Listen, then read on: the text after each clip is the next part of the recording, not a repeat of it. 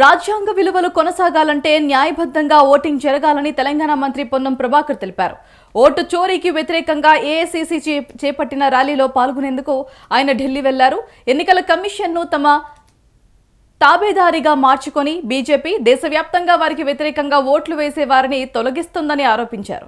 దేశవ్యాప్తంగా ఓటు చోరీకి వ్యతిరేకంగా చేపట్టిన సంతకాలతో ఇవాళ ఢిల్లీలో ర్యాలీ జరుగుతోందన్నారు. ఇప్పటికైనా ప్రభుత్వం ప్రజాస్వామ్యాన్ని కాపాడే ప్రయత్నం చేయాలని పొన్నం డిమాండ్ చేశారు.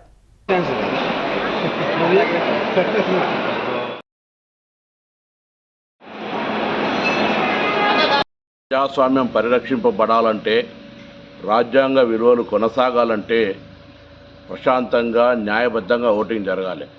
కానీ ఎన్నికల కమిషన్ను తమ తాబేదారుగా మార్చుకొని భారతీయ జనతా పార్టీ దేశవ్యాప్తంగా తమకు వ్యతిరేకంగా ఓటు వేసే వాళ్ళను ఓటు తొలగించడం, ఓటు చోరీకి పాల్పడుతున్నటువంటి పరిస్థితిని దేశవ్యాప్తంగా రాహుల్ గాంధీ గారు చాలా స్పష్టంగా చెప్తా ఉన్నారు.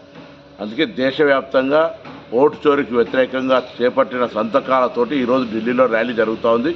ర్యాలీకి అందరం వెళ్తూ ఉన్నాం. ఇప్పటికైనా ప్రభుత్వం ప్రజాస్వామ్యాన్ని కాపాడడానికి ప్రయత్నం చేయాలి. ప్రజాస్వామిక వాదులంతా ఇటువంటి అప్రజాస్వామిక చర్యల్ని ఖండించాలని కోరుకుంటూ, ఓటు చోరీకి తెలంగాణ రాష్ట్రం నుంచి కూడా లక్షల సంతకాలను సేకరించి ఈరోజు ఢిల్లీ ఏఐసీసీ ద్వారా మరి రాష్ట్రపతి గారికి అందజేయడం జరుగుతోంది.